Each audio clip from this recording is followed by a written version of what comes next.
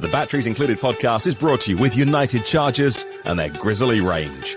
The next generation of Grizzl-E is here. Meet the Grizzl-E Ultimate, the most powerful AC Level 2 charger for home use. With a maximum current of 80 amps, that's 19.2 kilowatts. Your vehicle could be charged up to twice as fast as a standard level 2 and up to 15 times faster than a level 1. And of course it's Wi-Fi connected, so you can take control of your home charging, view stats, set a charging schedule, take part in demand response programs and control your charger remotely. And that joins the lineup alongside the original Grizzl-E Classic. The Grizzl-E Duo, designed to charge two vehicles at the same time. The Grizzl-E Mini, a portable charging station. And the Grizzl-E Smart, a revolutionary smart EV charger. Those chargers can adjust the current from 16 amps up to 40 amps, that's 9.6 kilowatts.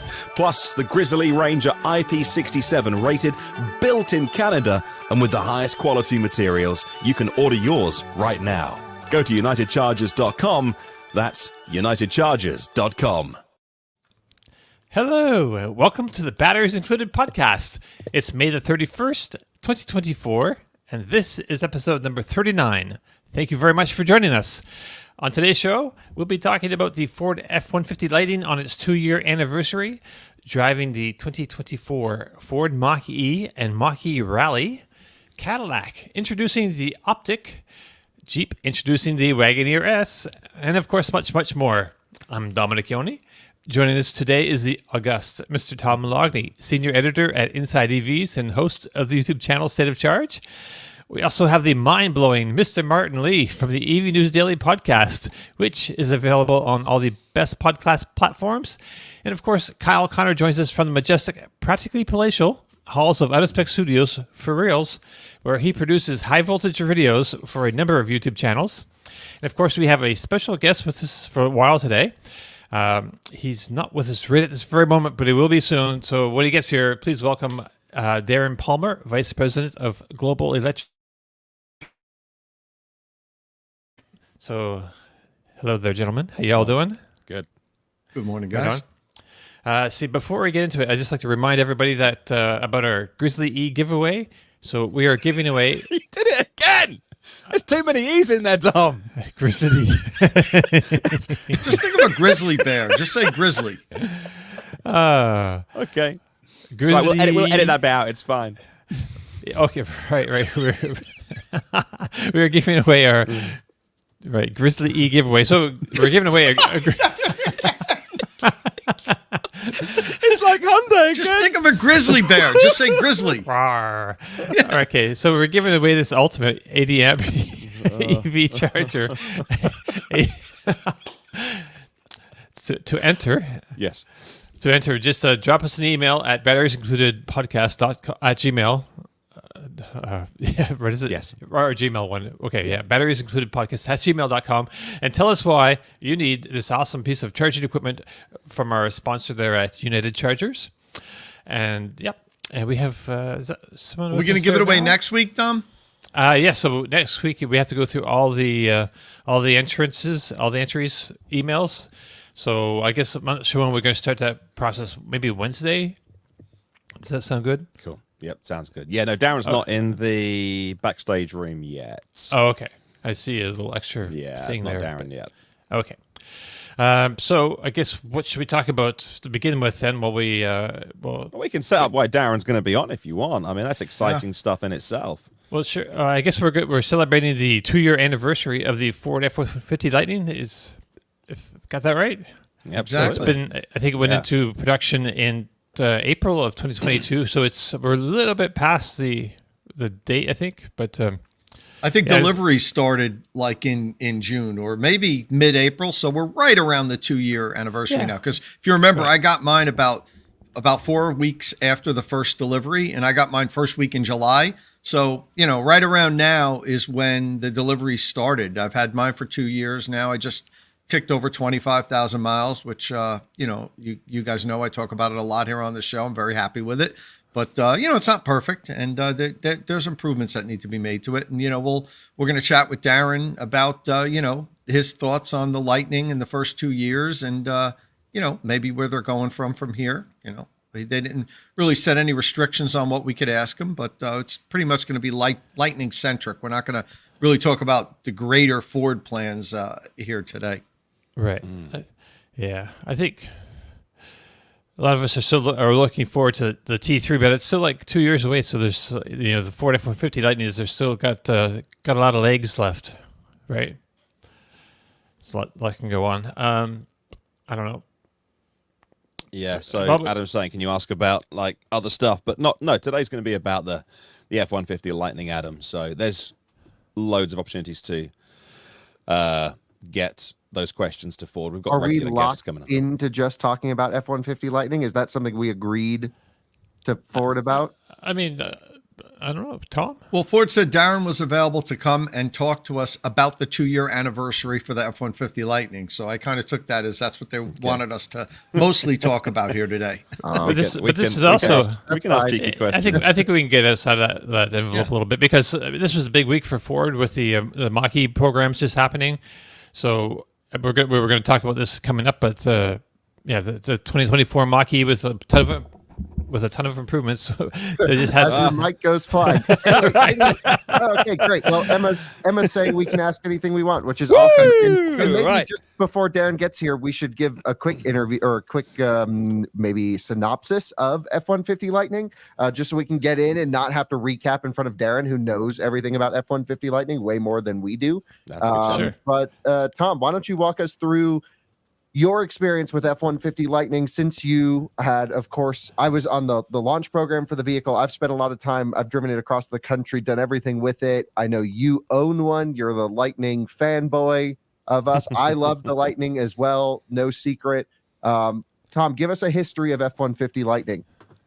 Yeah, so the Lightning is available with 2 different battery packs. There's an extended range battery pack, which I think most people have, and that's a 131 kilowatt hour usable. It's up around 150, I think, total capacity. I think that's been revealed. It's 148 or something like that. And the standard range battery pack's got 98 kilowatt hour of usable, almost 99. And EPA range rated. The extended range is about 320. The standard range is 230. They have different trims, mostly mirroring what the regular F-150s are available. There's a Pro trim, there's an XLT, a Lariat, a Platinum.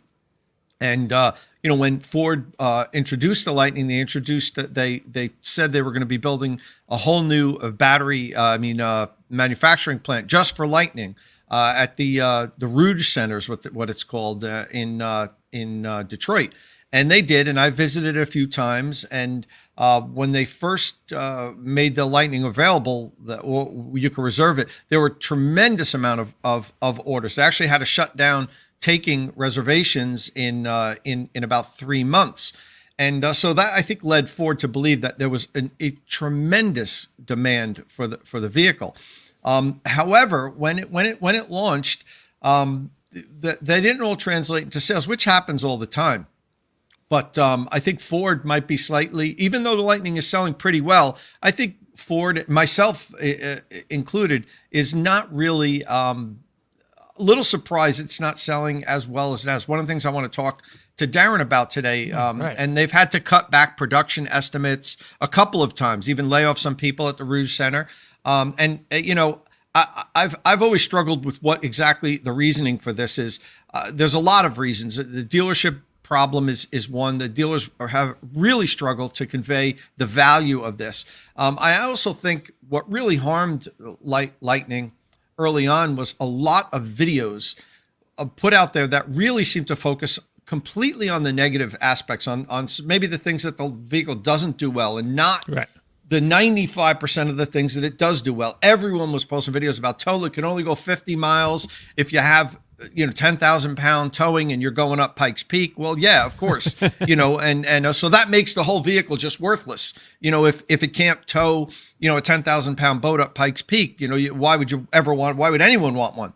And I think that had a big reason into that, because I've had so many of my followers reach out to me and say, Tom, I watched your video. It seems like everything's great and you love it, but didn't you see the videos on how it doesn't tow well and so forth? And so I think that was, a part of the reason, and the fact that dealers couldn't combat that. Dealers wouldn't ask people like, hey, well, when do you tow a 10,000 pound boat up Pikes Peak? How many times a year does that happen? And so I think that damaged it. And I really think that set back Ford's electrification program a little bit because, as you can see now, they seem to be going a little bit more into plug-in hybrids than full BEVs.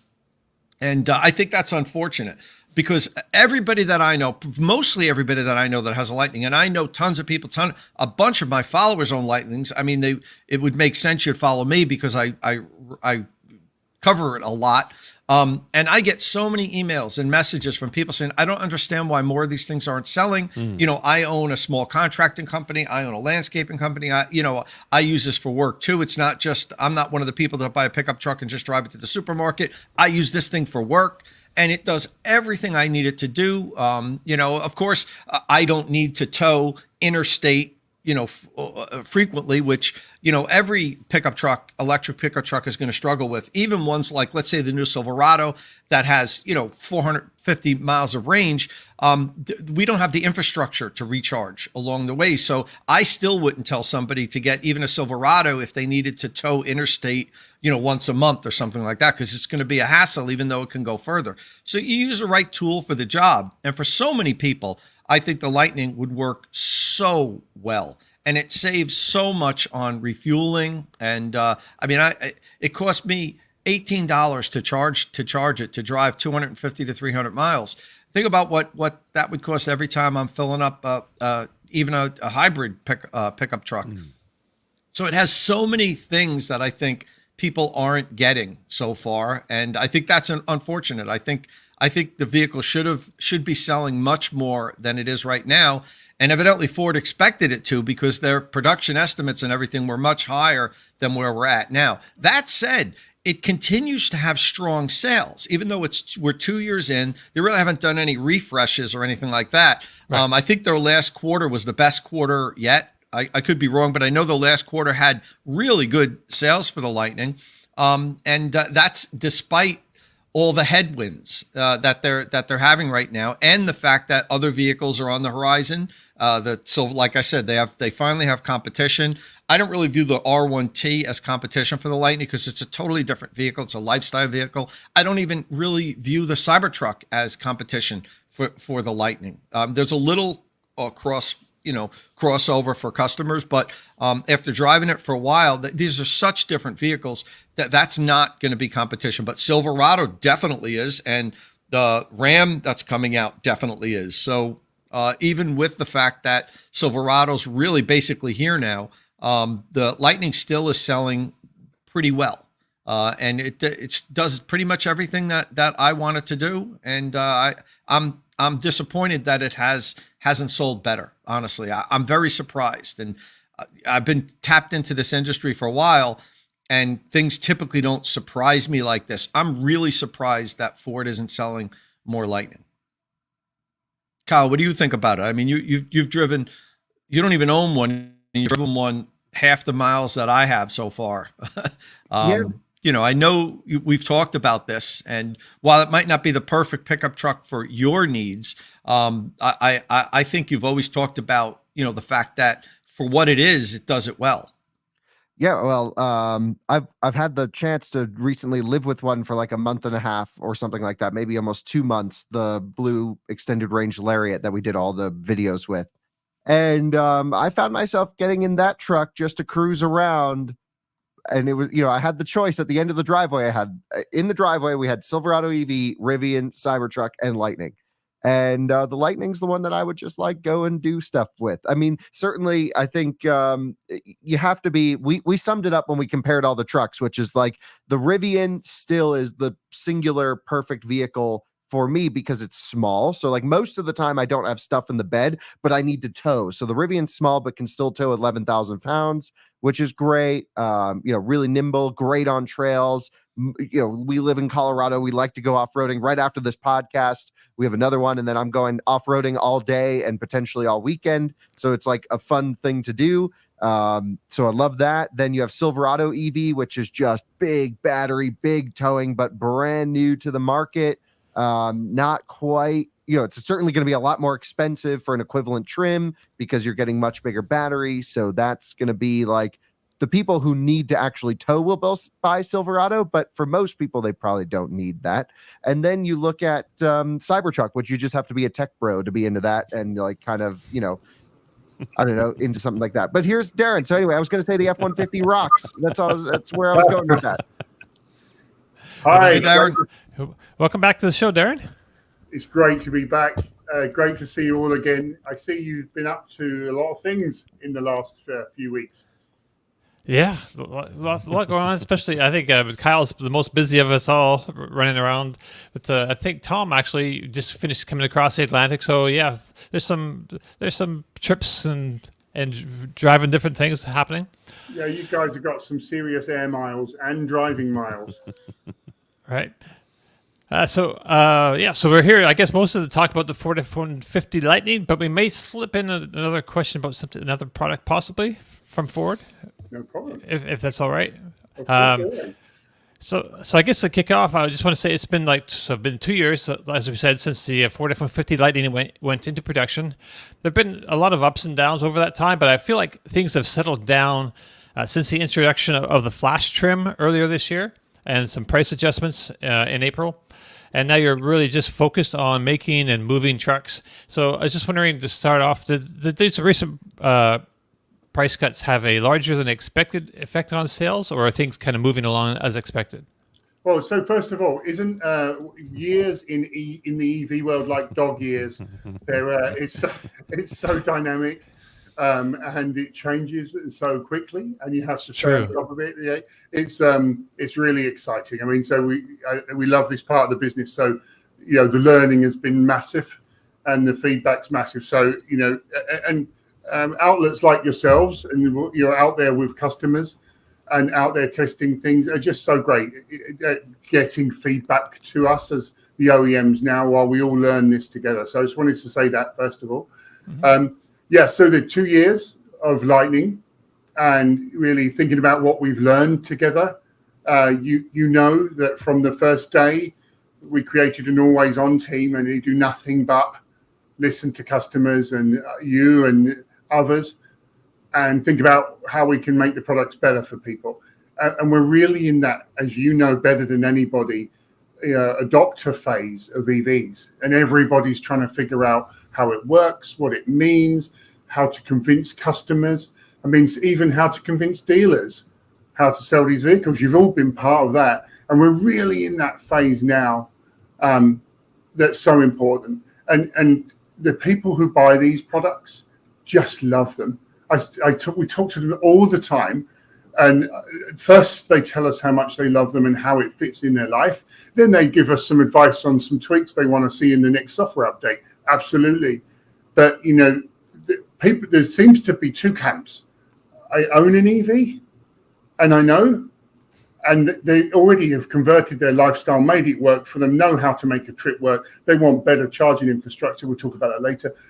There's those, and then there's others who are thinking about it, and then they hear all the stories and concerns, and they tend to latch on to a couple of concerns, and they have their own perception of them, and then that can put them off. And so, we'll talk about that, but that's affecting adoption of these products at the moment. And so, like we said it before, education and sharing what others have learned is so important, and dealing with a few issues that we come across along the way. So you asked about pricing.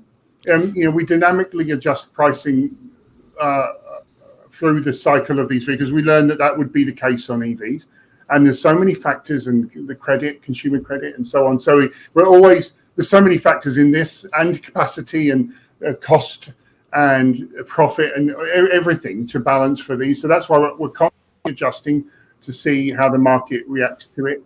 But we're not hitting the volumes we would have liked to, or we thought maybe the market would be after just now. And so that's all a factor in adjusting as well. So Darren, let me follow up really quick on that, because that's one of the things that has surprised me a bit, bothered me a bit, that Lightning hasn't sold better. As an owner of having one for 2 years, and talking to other owners that own them, it seems like pretty much everybody that I know that has one is like, this is the best truck I've ever owned. I don't understand why more people aren't buying it, and these are people that use them for work. It's not, just people driving them around, picking up groceries. And, do you think, there's two parts to the question. What do you think the biggest reason for that is? Is it the fact that people just aren't ready for electric vehicles, which I don't believe is the case, but push that to the side for a second, or is it the dealer issue? And I know you don't want to disparage your dealer network, but it is a simple fact that the dealers are still struggling to communicate the value of driving electric. And when you have a Lightning sitting there that's this MSRP says 77.5, and there's a comparable gas car next to it that the MSRP says 62. It's hard for the dealer to bridge that gap, to talk about incentives, to talk about cost of refueling and lower cost of maintenance. And I've seen this firsthand. So do you think that's the biggest impediment, or is it just that people aren't ready for EVs? That's part one of the question. Yeah, very good. So of course. Oh, it's part one of the question. Go ahead. No, go ahead. Go ahead. I don't want to. I'd like to get to the second part after that. I mean, the answer is it's all of those things. So it's all of those things. We've spent a lot of time to help educate our dealers. We made a special EV program, an EV university. We've had more than 4,000 people through that university, and some of the ways in which we educate them, inspired by some of the things you've done in the community, talking to people about the overall ownership effect of the product as well, and how it runs long term, and the maintenance, and all of those things. So we've done a lot of that. We haven't done enough. We surveyed, the percent of our dealers driving EVs, our salesmen, and we want that to increase. So we're incentivizing them to do that. So because there's nothing like ownership, right? We also looked into how quickly people realize the full benefit. Well, the whole feeling and convenience benefit, they get really quickly. Obviously, the comfort and the smoothness and drive. Once they get used to it, they can't live with anything else. So that happens very quickly. The full realization of the convenience in their life seems to take a bit longer, like up to a year. And the whole, this, for me, one of the hang-ups I'm also really thinking about a lot is there's always this, on this trip, I'll have to stop thing, and it's in their mind, it's going to take 30 minutes. I haven't got 30 minutes. And when somebody owns the product, my point of view in talking to customers, every morning I wake up and walk out and it is ready with 100%. And if anything happened, I like to be prepared. And since I got more into trucks, which I'm fully into them now, having owned a Lightning since the start, it's always ready. I'm ready for anything for my family, no matter what. But if there was an emergency or any, I've always got full tank. If I'm going to the airport, it's always going to be full before I leave. It's just so that convenience. I haven't been to a gas station for my products in 3 years. I don't want to stop at gas station. And someone great said to me once, when you stop for gas at a gas station, when you have to. And that is invariably on the way home from work, where I'm a little bit too late home and I want to see my young sons before they go to bed and have some time with them. And I'm at a gas station. That hasn't happened to me for 3 years. And I don't know how many minutes that saved. It's a lot. And then the amount of times I had to stop and just do nothing except watch the car charge while on a trip is nil. I always do something else. I'm eating, pop to the restaurant, catch up with my mails that I had to do anyway, go shopping. You build it in. So for me, the amount of time to charge, when I'm asked to describe it, is 1 second a day. I literally go click, click, and click, click in the morning. And when I'm on a trip, I build it into what I'm doing. And so, that convenience, it's really hard to convey that to people because they just see this barrier in their mind. And I never, ever underestimate a barrier to a customer. The smallest barrier can prevent a customer, and they have to change something. And in their mind, they have to change, they have to plan, and they're very busy. They're busy life like everybody these days. And so just having the slightest barrier is something in the way. And then for me personally as well, during COVID, the charging networks that were in their early days, it was really a shame that some were unreliable. because it really fed into the stories of people's having trouble with them. We early on started monitoring the metrics live, anonymized data, of course, and we were at 98% of people got a charge in the end. The amount of people stranded, very, very rare, but they didn't get a plug first time, and they didn't get what they expected to get, the full charge. And so now we see over 99% get a charge, so that's great. Everybody gets a charge, and now first time is more like you click 80%. Usually you have to sometimes, if it doesn't work first time, unclick and click. Okay, that's still a little barrier. The trouble is they don't always get full speed, and when the station's not at full speed, a queue forms. It takes longer than you expect, and it all plays into this inconvenience or not knowing that I'm going to get the charge the way I expected. And that is one reason why we joined the Tesla network and added it to Blue Oval. And we are tracking those metrics, and we see virtually 100% charge. We see 98% odd immediate first time plug working, and they're generally getting the speed that the vehicle is expecting. So that is the reliability of that is so important for customers. And so everybody who's getting the adapters now is reporting a really great level of reliability. And that was so important to us. Not a given, new software there, but they are seeing that reliability. And then once they've done a few trips, their confidence triples. But still, it's going to take some years for that to trickle to other customers. It's true. And let me just get my second point before my podcast members get to ask questions. The second part of the question, and first of all, I always, now that I have my adapter for my Lightning, I look for superchargers first. And if there's none available along my route, then I look for CCS1 chargers. So yeah, that's how much better of an experience it is. We all have read the news that recently Ford has said they're going to pull a little bit back with the BEVs.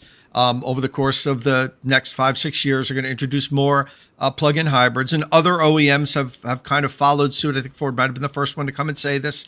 Do you think that the Lightning's disappointing sales, let's say, the fact that you're not hitting the numbers you originally thought you were going to, did that play a big role in Ford saying, hey, wait a minute, maybe the market's not ready for fully electric vehicles yet?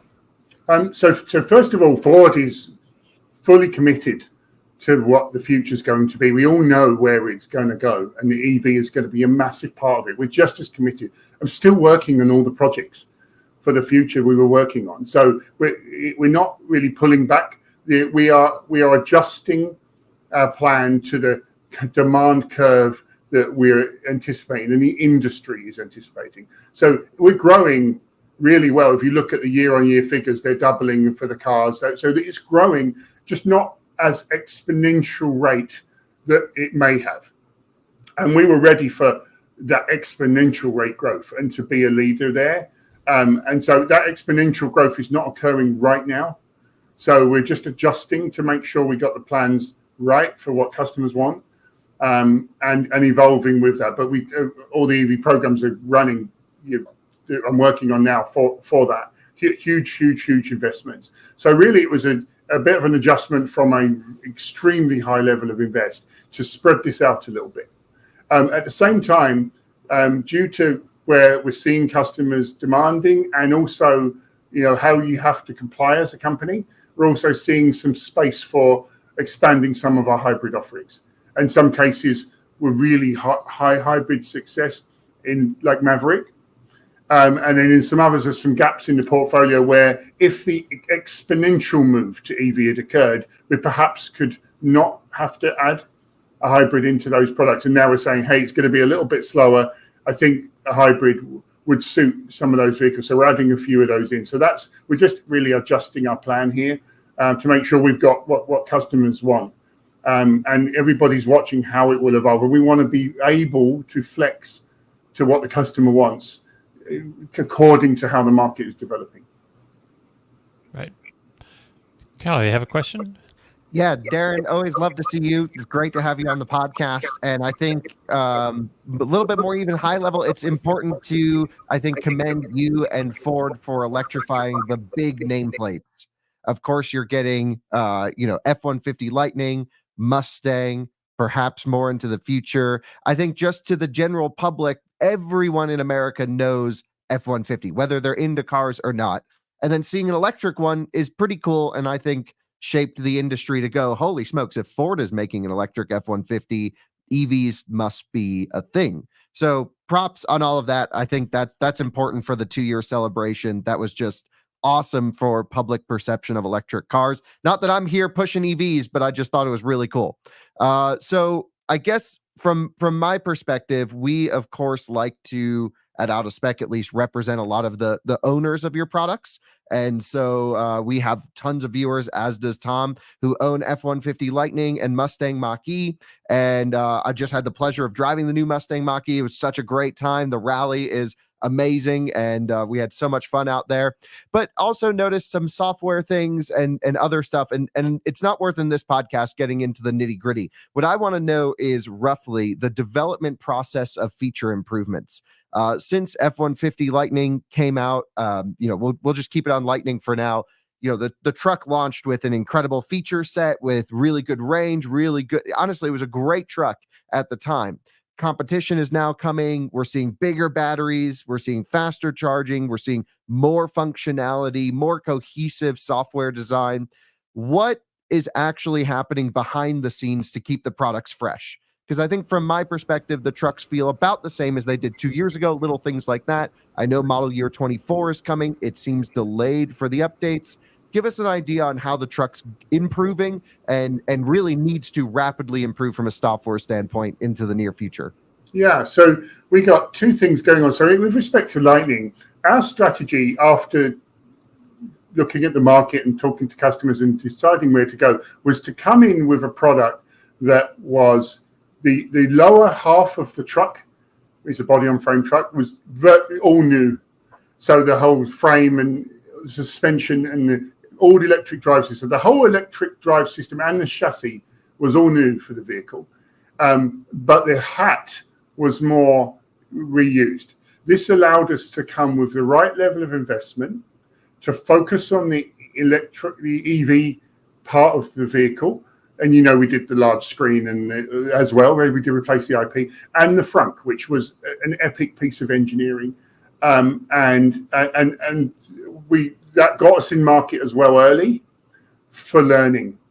And so that's what we wanted to do. It happened. It became the number one EV truck in the world. And most importantly, it started our learning.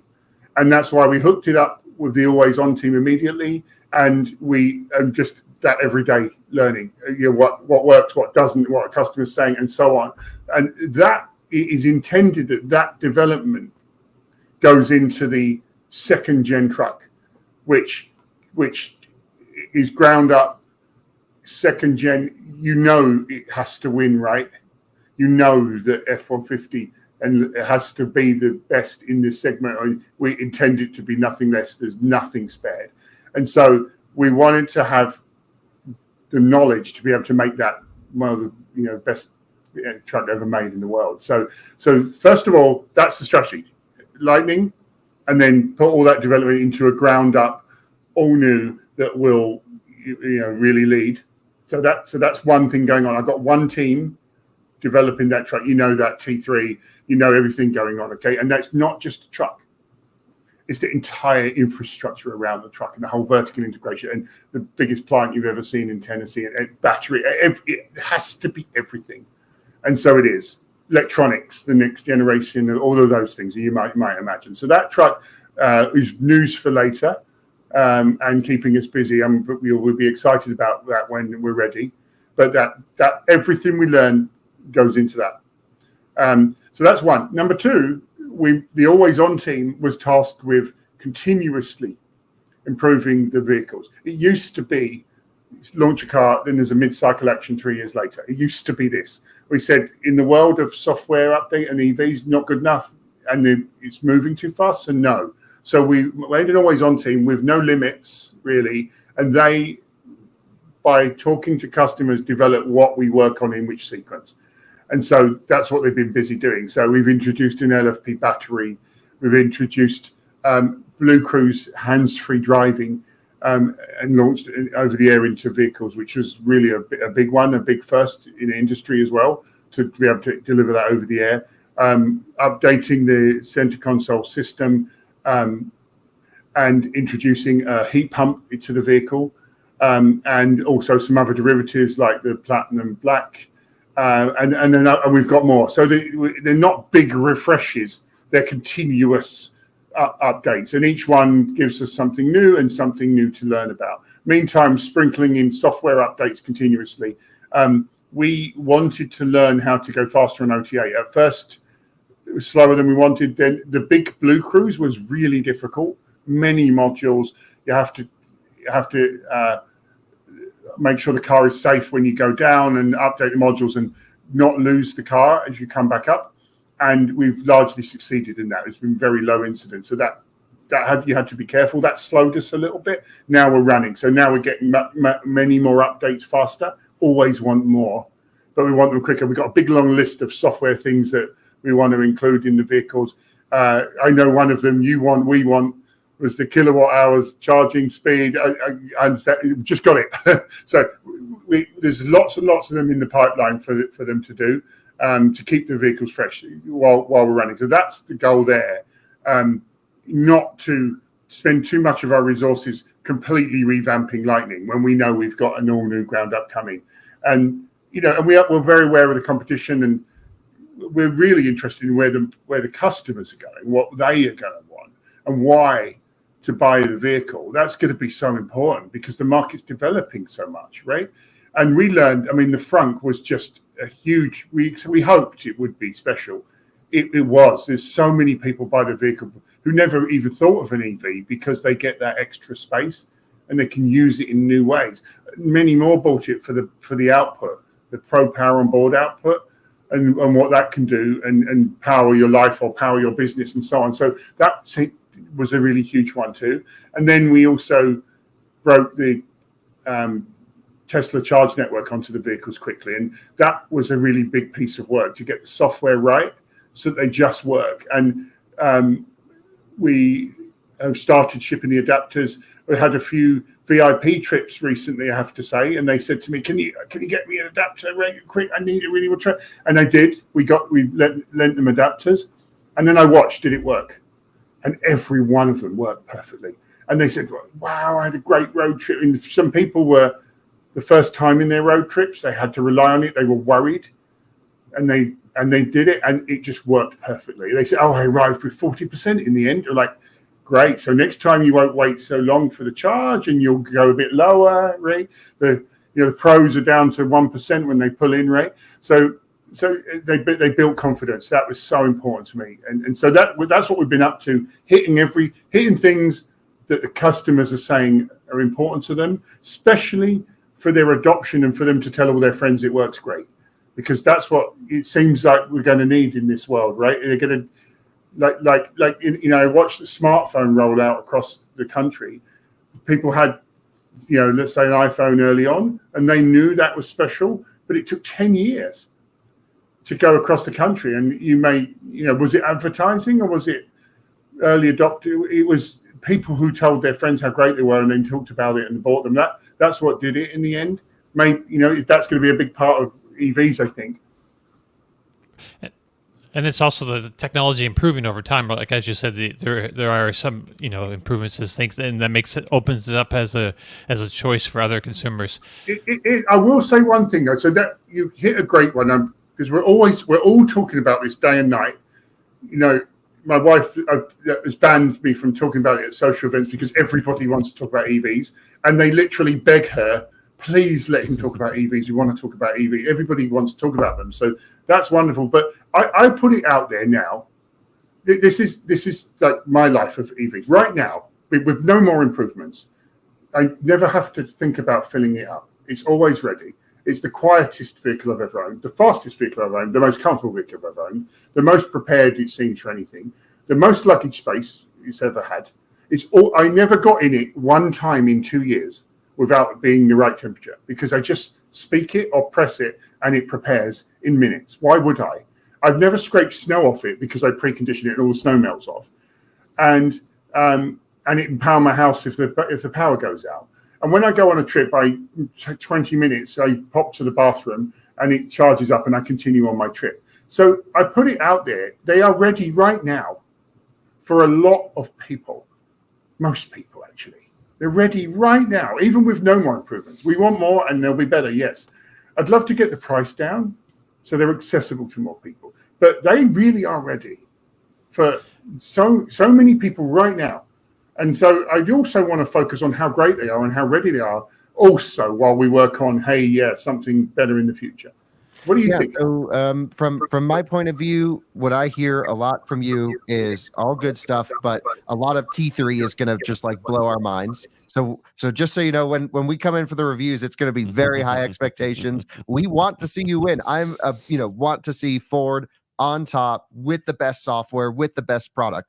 But what I also don't want to see are the existing F-150 Lightning owners abandoned from continuous updates to make the trucks better. So I think just one final point is like when there is feedback from our side, from viewers, from the forums, which we're deeply, at least I do, I read the forums from all different automakers every morning to get a pulse on what people are interested in. It makes my reviewing better, I think, because we get to see what the owners are into. What is the best way to communicate feedback? How do we share the improvements we want to see? Well, so we, with respect to social media and what you guys are showing, I hold you at the front of the industry. You've been doing it for 15 years or so. And, I listen to your podcast every week personally while I'm doing other things, right? And so we hear all of it, okay, from you. We hear it all directly from our customers as well, right? So we hear it. We have to prioritize and work out which things to do and in which order and why. And so on, but we do hear that. We hear everything you say. So just you talking about it is we're already hearing that. So I would say just keep doing what you're doing. Dominic, you're muted. Sorry. So you're starting the F-150 Lightning sales in Europe. So I was wondering, Martin, if you had any questions at all for Darren. Yeah, well, I see a lot more viewers this week than we normally have. So, Darren, thank you for bringing your fan club. Obviously, word went out to them that you're going to be on this week. Thank you for that. Look, we've got you on. So I'd like to ask you, I'm really interested from the industry perspective to understand what it's like to make these vehicles that we drive. We have an election in July, this big one I hear happening in America at the end of the year in November. And yet, you have responsibility to create great vehicles for your customers. Almost 100,000 employees, over 50,000 well-paid union jobs in the US. A lot of people to look after, a lot of customers to look after, a lot of employees to look after. And yet we seem to be in this global world where different parties, different administrations have completely divergent views on EVs, whether you agree or not with any various kind of incentive package or not. So how do you steer that ship on, because you're not talking about a 6-month plan at Ford, and you mentioned at the beginning about dog years and EVs, but you're trying to make these long-term plans, and yet, whether we like it or not, politics do influence sentiment with customers and things like that. Oh, should I get an EV now or wait a little bit? How much of a nightmare is that for you from a global perspective of these different kind of policy shifts that can happen quite quickly and quite severely? How do you get through that as an organization? Yeah, it's extremely complicated. For a global company, it's every bit as complicated as you might imagine. There's even, compliance, and then there's ZEV state as well in US and all the states that basically it complicates things and slows things and confuses things for customers. I was just in China recently a number of times, just catching up with our team there and also seeing what happened. And something struck me that I've not seen anyone write before. And that is, I stood in the center of Shanghai, one of the busiest cities in the world, and it was silent. It was serene. And oh my God. And over 50% of vehicles there are electrified, and all the little motorbikes with gas engines are not there anymore. And it was a vision of a future that just everybody would love. Nice. And they did it. They already are there. And we could talk for hours why, but it's very heavily supported with very clear policies. And that led towards customers incentivize certain things, but now it's taken a life of its own. So it encouraged fast iteration. It encouraged fast competition among competitors who knew what they were aiming at, and that helped them improve the products as well and the price because they could commit. And now there's a range of products at different prices that are suiting a lot of customers, and now the customers are pulling them.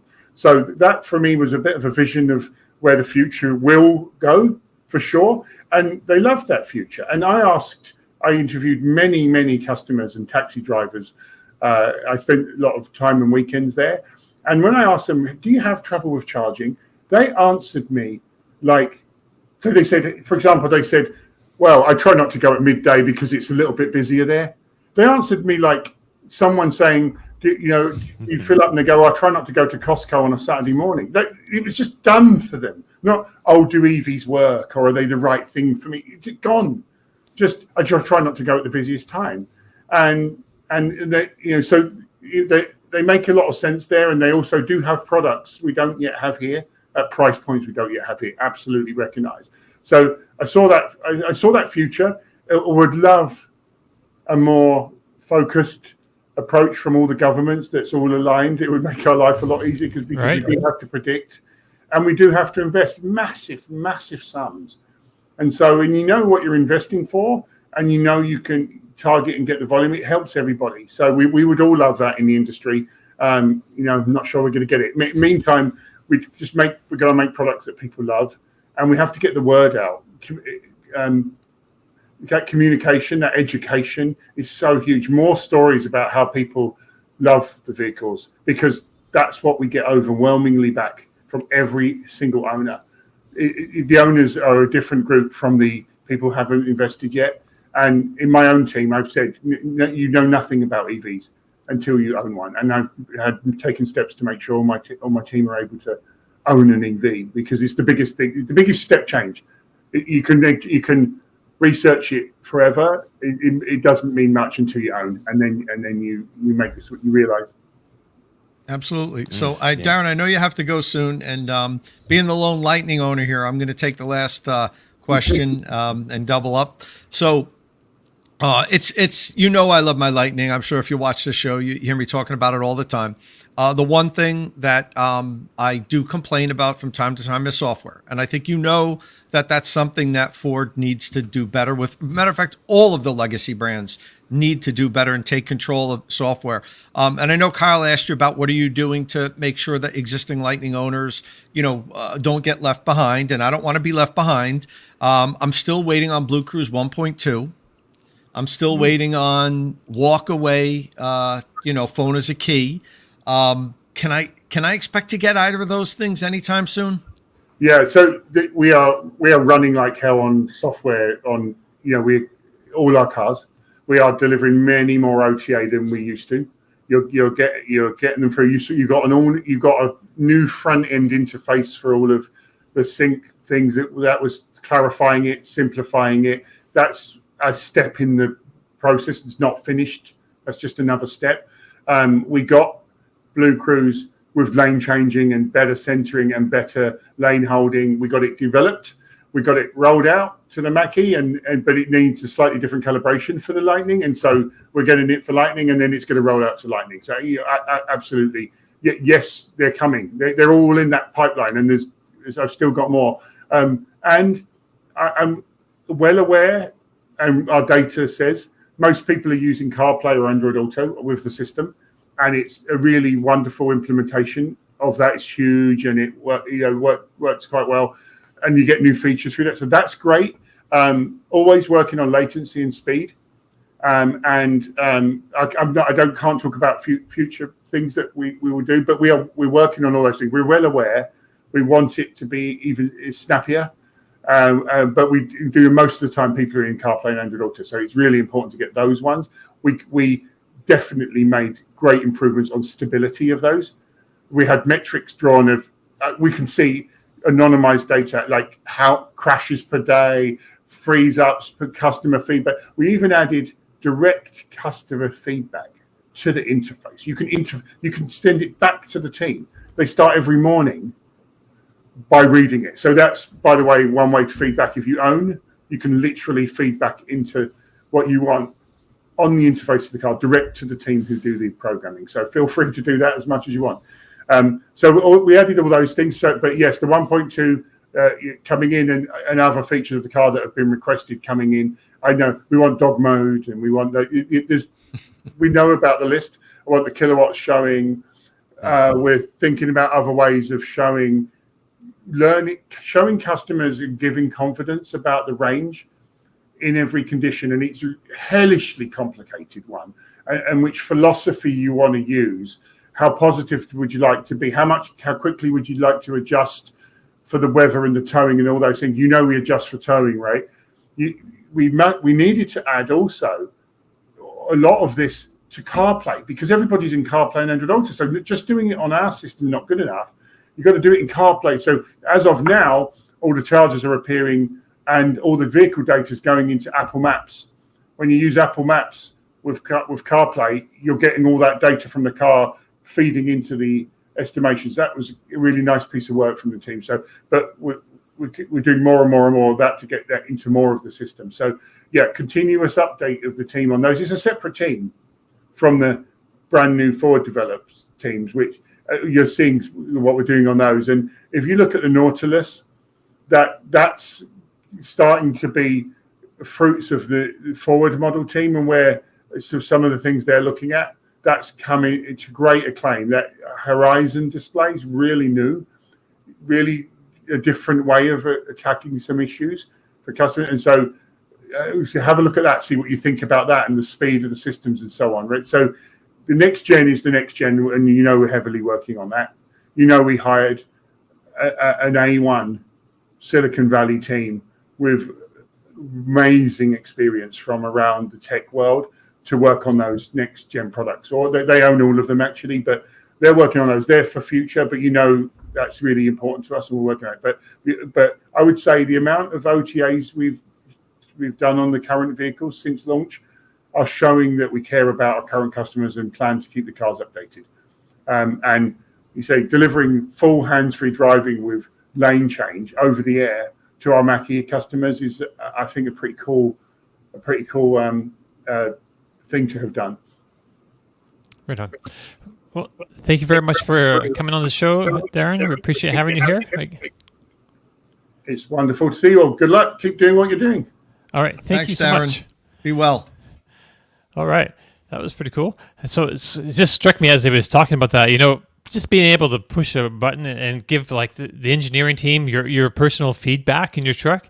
Like imagine thinking about that like 10 years ago, even, doing something like that, or 15 years ago. Tesla's been doing a similar thing for some time. I'm not sure when their system started, but just this whole world of EVs. Yeah, but Dominic, Ford actually listens. Right. That's cool. Well, yeah. Cool. I mean, it's hard. Whether they do something about it or not, I don't know, but they listen, which is awesome. It's not just a black hole that these email, because you always presume when you give feedback or you do a survey, is this just going into some internet black hole? I'm just wasting my time here. So it's amazing they read those things. Well, you remember they added the state of charge. That was one of the things that I was like, I couldn't believe it didn't have it at first. I need a numeric state of charge on my driver's display. It's just, an OCD thing for me. And that came, a few months after the launch. It just appeared, and like, okay, if you guys want that, we can do it. And they put it on there. But I want Blucher's 1.2. I want to know when that's coming. Because it works so much better in the Mach-E. So I hope that comes soon. Yeah, so I actually have another interview with Darren in about an hour from now for the Out of Spec podcast. And so a lot of the topics we discussed on this show would be redundant to bring up again. So we'll, of course, touch on maybe a few things. But yeah, I'd really like to learn about the software process, because to me, we're hearing, of course, they're working hard. They're split into two different groups. Just give us the features we're looking for. So like dog mode, hire more people if everyone's working hard. I would like to know why. So I just want to know what is taking the time. And I'm sure Darren can explain that on the Out of Spec podcast. But of course, we're going to talk Lightning more in depth, some nerd stuff over there. So should be fun. You know what I do think is the case, Kyle, and us current owners don't want to hear this. I think the majority of the investment, like with the software, is going into the next gen systems. And yes, they have teams working on improving the current stuff. And this is just my guess. We'll probably have Emma or somebody pop up and say, that's not true. We're not forgetting about you guys, but it's hard for me to expect them to, do that when I know they understand how important the software thing is. And for that next generation of vehicles, if they don't step it up, tenfold, not just make it a little bit better, it has to be in so much better so that people say, okay, yeah, Ford gets it. They know that cars are tech now. They're not, cars with, oh yeah, a little tech here is cool to have tech. No, it's like tech first almost, or up there with driving experience is the tech. And, I know and as Darren said briefly, they hired an entire new team from outside of the company and brought them in from all big tech companies. I actually went and interviewed them. They had a small press event last year, and they flew me to Detroit, to Ford's headquarters, and had a big board where we can ask them questions. And they brought, this guy's from Google, and this guy was from Tesla, and this guy was from Apple. And they brought people in from the whole industry. And they're like, we're going to create this killer team to do this software. Now, whether it all works is another thing, but I know they realize that this is like an existential threat to them. If they don't become, an in-house software, giant, that nobody's going to want their vehicles. And we'll see. Yeah, software is a huge thing now. My God. Yeah. Yeah, I was hoping I don't know if you guys got all the questions you wanted in there. I was kind of wanted to know if NACS, if they've seen like NACS, maybe you can ask this, Kyle, if NACS's adoption has really pushed sales, if you could tell whether it's catalyzed sales at all, just that like aspect of it, people maybe feeling like they're more free to travel, basically. Also curious about the supply chain. I didn't want to get too deep into that because it was so messed up for so long, and like lithium prices were super high, which affects how they price things, and now it's like a lot lower than it was, like lithium futures. And it's just like, I'm really curious about that whole angle, but that's probably maybe like a midweek show or something. It'd be kind of nice to have people who know about those kind of things on. Well, I want to learn battery minerals. I feel like I know enough to be dangerous, okay. but I really have no idea what I'm talking about. So I'd love to find some battery experts. Actually, there's some that work in my building where the office is. And had some preliminary conversations about, scheduling podcasts and stuff. Everyone's working on secret things. No one can government contract this, security clearance that. And I'm like, God, can an expert just not be tied to a company so we can use them and educate everyone? And so if you're a viewer and you know battery chemistry from across any type of battery chemistry for energy storage, please reach out so we can utilize your brain power. Yes, please. That'd be great. Yeah, we need to get some maybe like professors or people like that. Someone who was a deep background, knows about the lithium and the sodium. I saw sodium ion solid state battery headline the other day. I mean, it was 2 years from development, I'm sure, or whatever. Yeah, but they are. But just the idea of using a different ion carrier as a in a solid state battery. I'm like, okay, that's because that's a cheaper sodium is just cheaper than lithium. Well, the one thing that really woke me up was I was talking to you talk to American car journalists and they can tell you the supercharger displacement on the new Ram TRX like that, but they have no idea what the difference is between kilowatt and kilowatt hour and charge curve versus peak charging.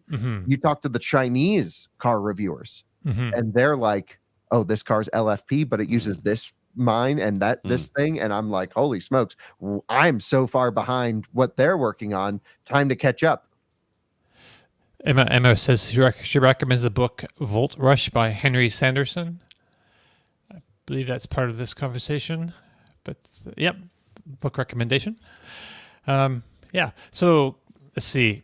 So Ford, we've been talking about Ford all day. So let's keep on that road, so to speak. So the Mustang Mach-E got some nice improvements for the 2024 year. And Kyle, you spent a couple of days driving the Mustang Mach-E 2024 in GT trim, which is now the same as GT Performance trim, I think, with an update, and also the the Rally trim, the off-road spec of the Mustang Mach-E. And you have a couple of videos up featuring both of those cars, so people can go and check all the details. But How would you say Ford did on this refresh? And is it really a refresh? Yeah, well, certain items certainly got better. And so, they went as far as to put a brand new motor in the car, which is really exciting. Yeah. The packaging of the vehicle has been a little bit slimified, if you will, where there's, like you mentioned, there's no GT versus GT performance. If you want the spicy one, you get the spicy one. And then if you want, the spicy unlock power, that can be optioned at point of sale or into the future as a user downloadable content. So you don't really have to worry walking dealer lots. Oh, I really wanted the Magna ride and this one didn't have it. Now you just get everything, which is great. But I think the volume models certainly are going to be the standard cars, and starting at, in that $40,000-ish range for a standard LFP Mustang Mach-E, that seems like the sweet spot to me. You get a really nice looking car now with updated wheel designs, also slightly larger or wider response. The suspension just over time has been improved on the standard car as well, so it drives a lot better than our initial reviews of Mustang Mach-E is what they tell me. I've not driven the standard car yet, so I'm looking forward to that. I just had time to drive the GT with Jordan. And the LFP battery pack now charges at the same peak rate as the big battery. So I'm Nice. pretty excited about that standard car, and I hope to get the chance to drive one at some point, because to me that kind of feels like the sweet spot for Mach-E, especially with that faster charging performance. As anyone who lives with an EV knows, outright range, unless for a very few use cases, doesn't matter. Most people charge at home. Most people want to charge to full every day. They don't want to worry about battery degradation. You just get LFP. It's the right battery chemistry for today in today's vehicles. And now the fact that it actually charges from 10 to 80% faster than the large battery pack, this is exciting. This is good news. So I'm excited to just learn more about that. Now, of course, in that 10 to 80, you're adding less energy than you would be in the large battery pack. Sure. And they've also improved the charging performance on the large battery pack. So now it's 36.2 minutes quoted from 10 to 80%. We were a little bit behind that, but we had a little supercharger surge. My friend Mac was a little bit ahead of that. So they're quoted conservatively, I would say. So, 34 minutes, 35 minutes, if Tom gets it right on his charging test, seems reasonable to get there. And I'd say now that's acceptable for a road trip. Before the Mach-E, for me, I drive a lot of cars. This was the first publicly available vehicle in our market with plug-in charge. Of course, Tesla had it through, Mac ID.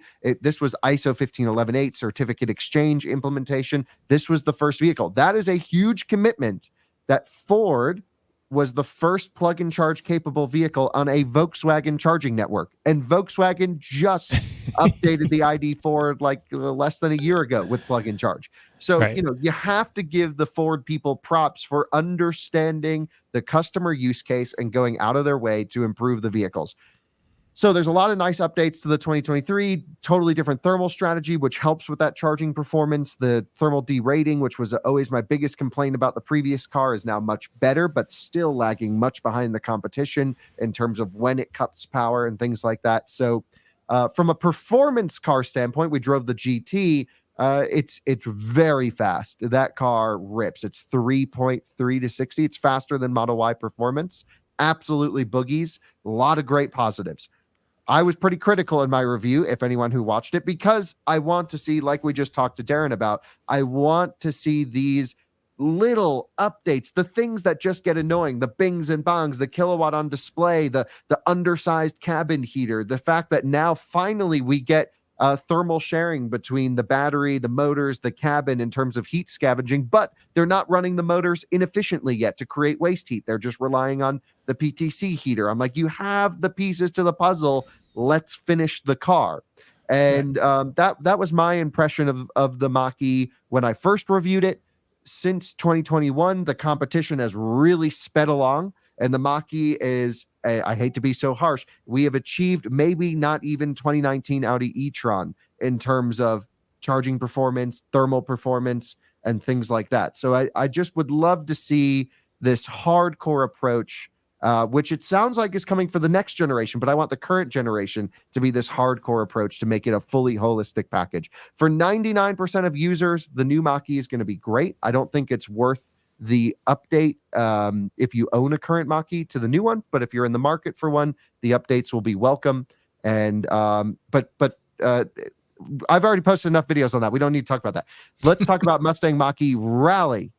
This rocks. And the reason I'm so positive on Rally is because there's no competition in the space. We don't, it's not going up against, maybe it is, but it's not in my head, not going up against Model Y, Ioniq 5N, any of this stuff. It is the new, like, small, hot hatch off-roader, segment, which it's in a segment of one, which is exciting and cool. And so, Ford is certainly aware of all of the concerns I have with the Mustang Mach-E. Emma and I, we don't agree on it, which is fine. I love Emma. We have a great relationship, but sorry to be so harsh in the reviews, but it's how I feel. And I think if you look at the forums, the people agree largely. So overall, the Rally, though, very positive thing. Freaking boogies, hilarious off-road. We went to Dirtfish. The program was amazing. Tom, you would have loved it. It was really cool. And we just basically sent it around for like a half a day around the Dirtfish course, which was never enough time. There's never a thing as enough track time. But holy smokes, they have this thing set up right for some dirt, snow, ice fun. What I want to do with this is get it here, next winter, put it on, some Nokian studded tires. Shout out Nokian, and do some ice racing with it, because it's got the perfect balance, got the perfect powertrain set up. You don't need to go hard throttle, so thermals are not an issue, and it just is going to be a monster at stuff like that. Right. It sounds pretty good. So your video has you doing a few different laps, and you also went around with Vaughn Gittin Jr., I believe. How is that? Bucket list item. Vaughn is, of course, someone I really look up to from a driving perspective. I think he carries himself really well. He treats his fans with respect. He's a really A+ kind of guy and a hardcore driver. Like, this dude rips. And I thought it was fun. We just went out. We had a blast. Of course, during our run, we got some thermal issues while he was driving. We had a couple straightaways where the car kind of bogged down, and we're like, okay, well, like I said, for the tight courses that they had the journalists on, it was fine. Also, I hate to be this guy, but the level of driving competency from most journalists isn't going to get the car into a thermal overheat situation. Right. So it's really set up fine for the general driver, even the general enthusiast driver, unless you're going super hard. And, we just had a blast with Vaughn. The dude is wild. It was a bucket list item. And, that really was the highlight, maybe not even of the month, but of the year so far, was just being able to ride with Vaughn, regardless of any car. But how cool is it that we're in an electric rally car? Right. It was just awesome. I was just watching this. So we're watching this on YouTube or Twitch or any of the video outlets with this on our platform. Yeah, we're watching Vaughn Gittin Jr. drive the big course there at Dirtfish. Yeah, I've got to say that if anyone thinks they can drive or they can half drive or they're handy, a little bit of this, they've been karting or something. If you ever get the chance to go in a car with a professional racing driver, they will rewire what you think physics is all about. It's fine watching it from the stands or the telly or from the side of a course, but if you ever get to do a hot lap, and I've been fortunate, but you think I'm about to die every lap, every corner, and of course that you're in safe hands. It just it's an incredible experience. How did you get that feeling, Kyle? Well, riding with, I knew what I was getting into, and I'm lucky enough to drive not nearly as well as Vaughn, but pretty quickly. So I would say, okay, I'm pretty used to the speed. So that was really fun, and great taking some pointers from him as well, just to transfer to my knowledge base on things he was doing with the car is great. The disappointing thing with Rally, though, is this is going to be a pretty niche product. Oh, yeah. It doesn't matter. That's good, though. You don't want them everywhere, right? Well, I want everyone to love this as much as I do, because I think it's cool. And, of course, I want everyone to be interested in performance electric cars as much as I am. But anytime we do a performance EV thing, that just tanks. And it shows. Our video, everyone's video, we looked at everyone. No one's video did well on this. So it's a bit disappointing because it's so damn cool. So buy it if you're in the market, because I want automakers to make enthusiast electric cars. And now is no better time. From the top end of the market, Lucid Sapphire, Taycan Turbo GT, to sort of upper premium Ioniq 5N, new Model 3 performance, which maybe we'll talk about. And of course, right in there is the off-road performance. Rivian R1T refresh is coming soon. You can certainly have fun with Rivian out on the dirt, and Mustang Mach-E Rally. I mean, these are cool enthusiast cars, so buy them, please, viewers. R3X, Rivian R3X, super in the future. Be careful what you wish for. There's a strand that I've been following on my social media, which is Ioniq 5Ns in ditches, and so for some reason they keep being bought by people who can't drive them. So no, but this is good, Martin. Because this is here's really one. good.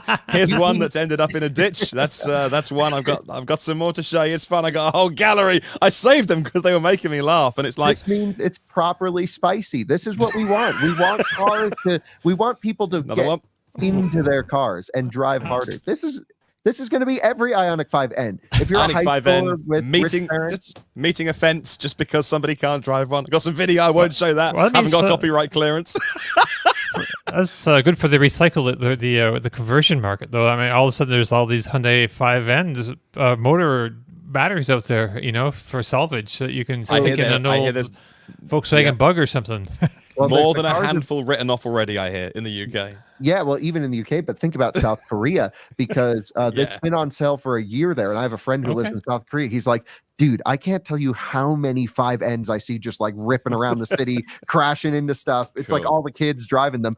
That's awesome. That's what we need. We need exciting electric cars that make people want to drive hard, because it means there's some soul, there's some character, there's some fun to be had. And yeah, the level of performance is incredibly higher than most people's capabilities, which is why we're seeing this. But I think it's from an enthusiast perspective, I'm like, hell yeah, they made a spicy car that you can crash. That's great. Nice. So Urban, who's like a longtime viewer, and he's is asking if you know whether or not the rally will make it to Europe. No idea. Don't know. Didn't know or hear anything. I don't know if the Cross Climate 2, that would be the only concern. Is the Cross Climate 2 available in Europe? I don't know. The tires? I'm not sure. Yeah. The Michelin tires? I don't know they if could put another. it's coming here.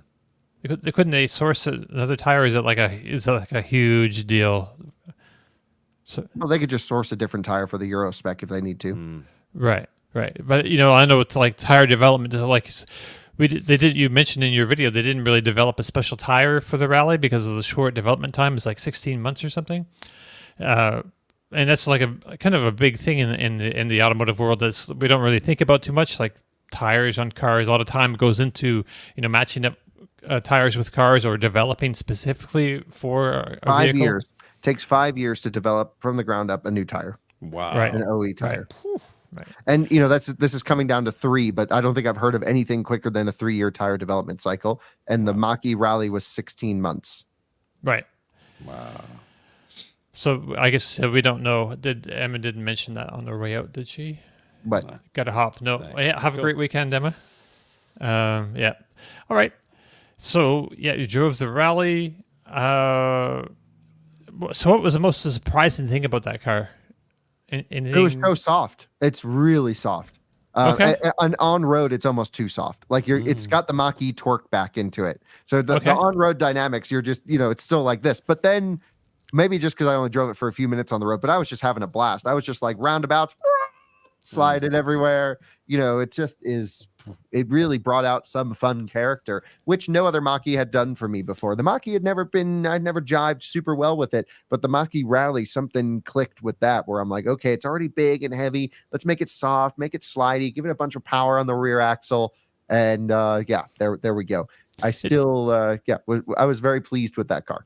So overall, it's expensive. They'll be cheap in the used market. If you can't afford it new, they'll tank in value just like every other electric car. All right. So speaking of performance vehicles, you also spent some time this week with the refreshed Tesla Model 3 Performance. So a lot of people see Teslas, especially this one, as a benchmark. So did you feel it's keeping up with the competition? Did it feel like snappier than your Model 3? And the seats, what do you think about the seats? Got side bolsters now, along with the ventilation? Well, what competition do you refer to? How do you mean? Well, there's nothing in the price category that's spicy. I mean, that's part of the This is a mid $40,000 car after the tax credit. Right. I mean, that's a big part of the secret, right? How do you get that performance in that kind of a price range? No one else can. Right. No one else can. And it's incredible. The car's great. They could make it another $10,000-$15,000 more expensive. Everyone would still buy it, and they didn't. And it's awesome. And it brings performance car to a much more accessible price point. Right. How much better than because you've had a performance for years now. How much better is this new performance than the original? Well, then back in, so like Model 3 Performance launched in 2018. This is night and day, but just it's not like they didn't do anything since 2018. They've improved noise performance. They've changed suspension. They've blah, blah, blah. They've made the car worse in some areas. They've given the car more range with a bigger battery. They've put heavy wheels on it. In some things it got better. Some things it got worse. And I would say this car is built for, I would say, the 90% street, 10% track ratio is what it feels like to me. It's incredibly well-mannered on the street. It's comfortable. It's quiet. You get all the benefits of the upgraded Highland Model 3. It's just a wonderful car, wonderful package. I called it the best car in the world for the money. I still stand by that. And so it's a really, really nice car. High quality, nice materials, no rattles. They finally dialed in how to build a Model 3.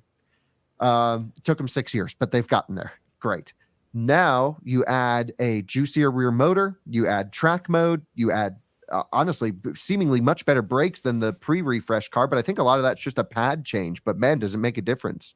And you get great brake pedal feel, you get this almost lightweight feeling from a 4,000-pound car, which it's not light, but it's equivalent to its combustion counterparts. It's the same weight. Nears makes no difference as a BMW M3. Like it's not, we have electric cars with similar performance with not much more weight now. This is exciting. Yeah. And then you just give it this instant character with track mode, this great brake pedal feel, this really nice driver assistance system, and the app integration and the supercharger network and improved thermal longevity when driving hard. I mean, I drove the car hard for only a short period, but definitely enough where even on my car, I'd start to see thermals come up, and this just stayed cold. This just stayed not even a tick up on the temperatures. So it's amazing. It's really amazing. And I just don't know if you're a driving enthusiast, what other EV you would even consider. Ioniq 5N certainly is the next level up, but also the next level up in terms of weight. It's 1,000 pounds more. And it comes with all this gimmicky software stuff, which is cool and interesting, but a lot of drivers just want to hit a button and drive. And in this, you can just hit a button, ESP off, a little bit rear bias on the handling, and it's just you and driveline controls and a really nice chassis. That is not to say that the car that comes out of the box is set up for track use, is set up for autocross use. Mm-hmm. It's a great starting point for upgrades, for things that an owner can take and turn into their own. It's not hardcore. And that's I was hoping they would make a hardcore version. I still think and hope Tesla is working on a ludicrous version of this car. Something that is no compromise, rides like crap on the street, but raw performance.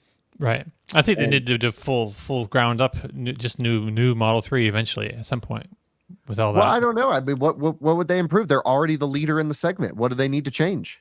Because the chassis can handle it. Chassis feels so understressed in this car. Okay. Yeah, well, I mean, they want to keep up with, so there's like the BYD Seal, is it the kind of the competitor to the Model 3? Mm-hmm. So we don't really see that in this market, but I see it kind of edging into conversations around, Model 3. So there's competition out there, but not necessarily here, but it's, they still need to keep ahead of where they need to keep always improved. They have the total vehicle ownership experience dialed, which no question Tesla has better. I mean, you're a Tesla owner, I'm a Tesla owner. There's no vehicle that I can just text someone the key of and drive it, and then they can go plug into a supercharger. Their Spotify loads up with their account. Everything transfers over. Like, it's so seamless. There are a lot of great things about that. Yeah. And then you're like, if you want to drift this thing everywhere you can, or if you want to rip it everywhere you can without drifting it, it's you just change the character with a slider. And it's light like a feather. It's amazing. I was blown away with that car. Really blown away. All right. Well, we don't have a lot of time this week, so we got to move on real quick. EVs for Beginners mentions that he test drove an Equinox EV all-wheel drive last week and liked it. You also drove the Equinox EV recently, and I can't really spend a whole lot of time on this, but I think it's one of the most important car launches of the year. Well, exactly. Yeah, it's huge. So let's spend time. What are we trying to get out of here early for? Oh, I'm not trying to get out. Okay, well, if you guys are willing to hang out, I've got nothing to do all day. I got to pick up a kitten at 2 o'clock. 40 minutes. That's it. I got a 9:30 with Darren. I think. Yeah. All right. Yeah, I'm kitten sitting this weekend. I got a little kitten. I got to wake every 4 hours. I got to feed it. How much are they paying you to do that? Whatever it is, it's not enough. Yeah, it's gonna be an interesting weekend. But right, so Equinox EV, GM's gonna want big volumes. This is like the first big volume vehicle, I think, even more than Blazer, right? So how did it drive? Nice, slow but nice, comfortable. Yeah, really good suspension tuning for like just the average person, and went into it with very low expectations. Came out very pleased. So I don't know when the video goes up, either today or tomorrow, but you'll watch the video and it starts with like, okay, this thing kind of looks all right, GM, I don't know, and then we're like, oh, but it has this and it has that, and wow, it actually drives nice. And then we drove the all-wheel drive and we're like, oh, that's actually pretty spicy. And then we did this and did that, and we're like, it's actually pretty efficient, and it doesn't charge too terribly. It's pretty bad, but for whatever, it's for the money. Most people charge at home anyway. Although I would argue the cheaper the car gets, the less home charging percentage the buyer has. A lot of apartment dwellers, condos, things like that, just in general. Yeah. So you do need good charging, but it has battery preconditioning and great route planning with Google built in. And we were like, oh, actually, this is really nice. So Jordan says the Equinox video is ready. People are asking for it. Jordan, let's put it up today. I'll take a look. He says the intro is hilarious, so at least watch that. And we approached it with like, if you have a Bolt, this is the next step up, and it is a huge step up. Nice. So how do you feel it stacks up against the Volvo EX30? Because you've seen that car, and it has a similar price point, right? Yeah, EX30 is got the premium Swede vibe. It's got the image. This is okay. I got a Chevy in the driveway. You know what I mean? But it's fine. The EX30 is way more appealing to me, but this has way more range. True. That range sells too, right? Yeah, way more range. And honestly, EX30 has been pretty buggy from a software perspective. Yes, I've heard reports. Yeah, and this seems all sorted. GM software is good now. Okay, I have not heard of any issue. I talked to every journalist on the entire drive. I talked to, and I've driven Silverado EV a bunch, and like even with the newest updates, they're great. We had the rental truck was on a couple softwares old, and even just the difference from that to the press truck we had was night and day in terms of software performance. And oh no, Max edited the video. I gotta watch it through. Okay, so it might give us a little bit of time before we post it. Jordan, maybe we should post it tomorrow then. Oh, yeah. Max always misses one thing in every edit, so we gotta look out for it. No problem. So do you think it'll earn Tom, our resident Equinox enthusiast, his seal of approval? I don't know. Kyle might be jumping ahead of me for it. Sounds he's all in on this thing now, so he might be the new resident Equinox enthusiast. I haven't had a chance to check it out yet, the electric version yet, but the gas version I always liked. This is so ugly. People like it, so I really shouldn't say that, because like most people were like, this looks better than the Blazer, and I'm like, is everyone smoking crack here? Because it's so ugly. But I don't know. People love it, so that's fine. Styling doesn't play into my reviews, but there's some disappointing things with it that we show in the review. But overall, it's for the size, for the range, for the comfort, cost. Yeah, the cost. Yeah, the cost. Get a base one. That do not spec this up, because by the time you spec this thing up, you're Blazer territory. Yeah. Right. But it was even like that for the gas version, Kyle. Like, the real sweet spot was just getting one without a ton of options. I know when we got ours in 2011, I guess, we got the LTZ, the top of the line with every single option. And yeah, I could have gotten a bigger, more expensive SUV, but that's the size I wanted. And I was fortunate enough to be able to afford all the bells and whistles, but I could have gotten one for like $9,000 less. That would have been basically the same vehicle, just without all the niceties, So yeah, with EVs, that price delta becomes even more difficult because you're starting out from a higher price point. But everything I've seen so far from a lot of different people that I've talked to that were on the drives that said that they're impressed. They're happy with it, and they think GM's going to do well with it. So as soon as I can get one on to rent or on Toro or on a long-term loan, I will spend at least a week with one to see what I think about it. I like how this guy K.A. Panda says, Kyle, don't knock the Equinox EV. People like it. So what am I supposed to represent people? And it's USA made. It's actually made in Mexico. Right. So it's not Aribe, is it? No, that's the Cadillac. Anyway, it doesn't matter to me. I just thought that was a funny comment that like just because some people like it, I have to like it. I do like it. I was so positive. The review is great. That's what I'm saying. It's awesome. Yeah. So you're just a big fan of the styling. Yeah, I just think it's ugly, but which is subjective anyway. I got killed for my Cybertruck versus Lightning video where I picked styling. I gave the Cybertruck the win. And that was the biggest thing that people complained about. They're like, how in the world could you give that the win over Lightning? Yeah. And I'm like, because, Tesla really created something that's so unique. I have to give them credit for it. You might not like how it looks, but how can that Lightning is just a regular pickup truck. How can I give them win for that? And styling is subjective. I don't love the Equinox. I don't look at it and say, oh my God, what a home run. But I don't feel the way Kyle feels. I don't say it's ugly either. I think it's kind of like, it's what I would expect from an electric Equinox. We had one in black and it looked good. So like, I think in our review, if I remember correctly, I'm like, oh damn, this looks good because we had the black one. And then I saw like any other color and I was like, oh, what are they doing to this car? Like the two-tone thing doesn't work for me, but whatever, it doesn't matter. I think the Cybertruck's ugly and I drive that too. So fine. And don't forget, I like the i3, which was routinely called ugly. So I think what these people are. I think the i3 looks great. I think the Equinox. I'm kind of like I feel you, Kyle. I'm like I don't know, but I kind of like the white roof on that. Like from some angles, I really kind of like what I'm seeing. But then around the front, even styling doesn't matter. Think about the size, the package, the right. price, So size wise. The charging is weak, but most people charge at home, so fine. Well, sitting in the driver's seat, though, like, did you have a fair amount of space compared to like the Volvo EX30? Yeah, it's just a way bigger cabin, especially in the back. Honestly, we couldn't tell the difference. Jordan and I were like, "What's the difference between this and Blazer?" We're like, "Why have both?" Like, how do you explain that? Yeah, I mean, I didn't do the measurements, but I'm sure there's like a good 6 inches difference or something like that. Yeah, 6 inches, but just like, yeah. Okay. Close enough. Yeah. So, anything else you want to say about Equinox before we move on? No, I just think it's going to be a huge seller. I think they nailed it with the software. I think which took long enough. I think they've got the package right. My biggest complaint to them was the charging performance from 20 to 80% is 42 minutes. That's unacceptable. I was like, guys, what are you doing? Because this is a car that DC charging for daily use is going to be important. Right. And it's such low voltage. It might be the lowest voltage new EV on sale.